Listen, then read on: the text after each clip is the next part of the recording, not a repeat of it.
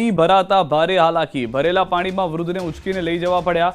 લિંબાયત મીઠી ખાડી વિસ્તારનો વિડીયો વાયરલ થયો છે। છાતી સુધી ભરેલા પાણીની વચ્ચેથી વૃદ્ધને લઈ જવાયા છે।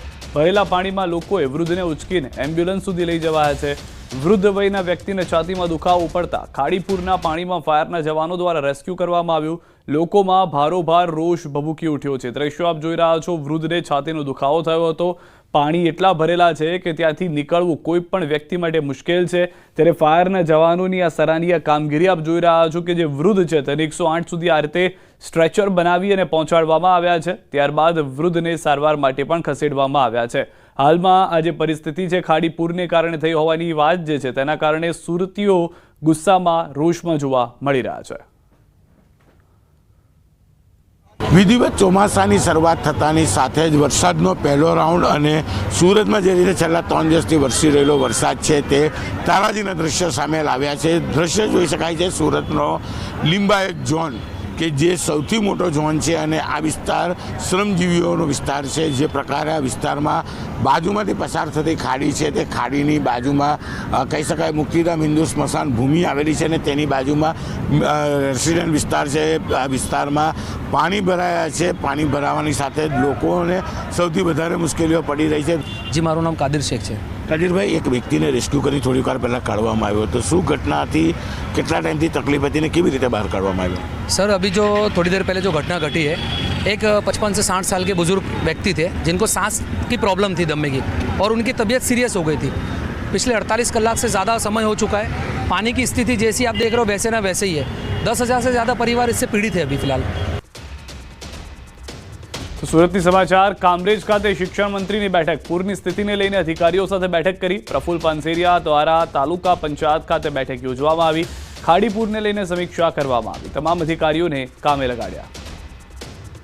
તો દ્રશ્યોની અંદર પણ સ્પષ્ટ જોવા મળી રહ્યું છે પ્રફુલ પાનસેરિયા કે જેઓ જોવા મળી રહ્યા છે અધ્યક્ષની ખુરશી પર, અને સ્પષ્ટ છે કે અત્યારની જે પરિસ્થિતિ છે સુરતની અંદર તે ખૂબ જ ખરાબ જોવા મળી રહી છે। તેઓની અધ્યક્ષતામાં જ આ સમગ્ર બેઠક મળી હતી અને હવે જે પણ અધિકારીઓ છે તેઓ સાથે 1-to-1 ચર્ચા કર્યા બાદ તુરંત પરિસ્થિતિ કાબૂમાં આવે તે માટેના પ્રયાસ કરવામાં આવી રહ્યા છે।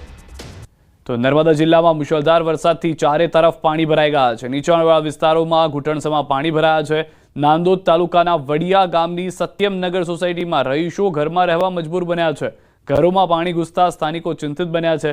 ઉપરાંત વડિયાથી કરાઠા જતો માર્ગ પણ પાણી ભરાવાને કારણે બંધ થઈ ગયો છે। આમ છતાં લોકો જીવના જોખમે પાણીમાંથી વાહનો લઈને અવરજવર કરવા મજબૂર બન્યા છે।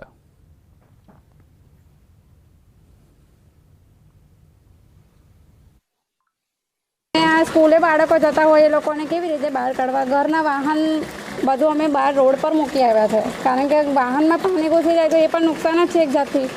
અમે તો એટલું જ માંગીએ કે આ સોસાયટીનો કંઈક પણ પાણીનો નિકાલ થાય, પબ્લિક જે મુશ્કેલીમાં છે એનો નિકાલ થાય। તો નાંદોદ તાલુકાના લાછરસ ગામે ભારે વરસાદને કારણે જળબંબાકાર જેવી સ્થિતિ સર્જાઈ છે।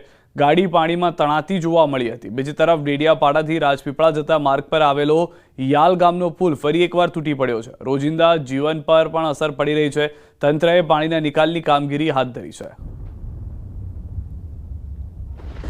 પડ્યો છે એટલા પાણી ભરાયા છે, કમર સુધી પાણી આવી ગયા છે, ઘરમાં પાણી ઘૂસી ગયા છે।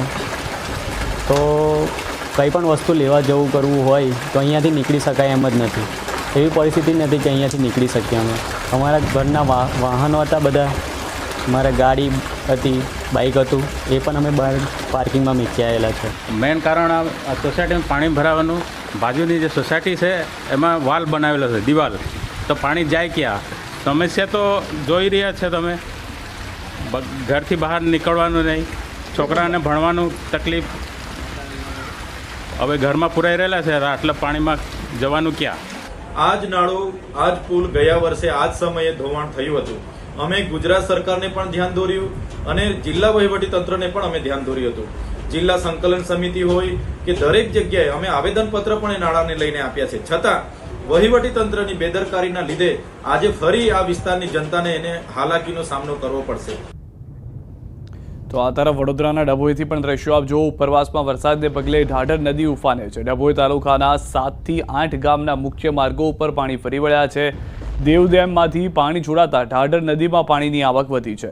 ડંગીવાડા, પ્રયાગપુરા, નારણપુરા, મગનપુરા, વીરપુરા, બંબોજ, કરાલીપુરા, અમરેશ્વર જેવા 7 થી 8 ગામોને અસર થઈ છે.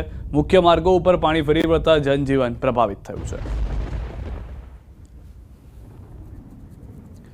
તો રાજ્યમાં મેઘરાજાએ અનરાધાર બેટિંગ કરી લોકોની મુશ્કેલી વધારી દીધી છે. સાંબેલાધાર વરસેલા વરસાદને કારણે લોકોની હાલાકી વધી છે. ક્યાંક આશિયાના ડૂબી ગયા છે તો ક્યાંક ઘરવખરી તણાઈ છે. સૌથી પ્રથમ વાત કરીએ પંચમહાલની, તો પંચમહાલના હાલોલના દ્રશ્યો જુઓ. અનરાધાર વરસાદે જાણે વિનાશ વેર્યો હોય એવા દ્રશ્યો જોવા મળી રહ્યા છે. કાળી ભોય વિસ્તારમાં જોવા મળ્યા છે આ દ્રશ્યો. વિશ્વામિત્રી નદીના કાંઠે કાચા મકાનમાં રહેતા શ્રમિક પરિવારના મકાનમાં ધસમસતું પાણી ઘૂસી જતા તમામ ઘરવખરીમાં કાદવ ભળી ગયો છે. પરિવારો માટે શું જમવું અને ક્યાં સૂઈ જવું એવી દયનીય પરિસ્થિતિ જોવા મળી રહી છે. અમે કારીભાઈ વિસ્તારમાં રહીએ છીએ અને એકદમ પાણી આવ્યું ને તો બધું ઘરમાં ભરાઈ ગયું, બધું તણાઈ ગયું. અમે બીકના મારે અમે બધા ભાગવા માંડ્યા. અમે ધાબા પર ચડ્યા. મારા બાથી દોડાઈને બાને લઈને હું દોડી. અમારું અનાજ તણાઈ ગયું, અમારા ગેસના બાટલા જતા રહ્યા, અમારા તેલના, અમારું કેટલું નુકસાન થયું. અમારે ઊંઘવાનું કહે, અમારે ખાવાનું શું, અમારે પીવાનું શું. અમે મજૂરી કરીને ખાઈએ, અમે શેર લાવીને શેર ખાઈએ. આ બધું અમારું નુકસાન થયું.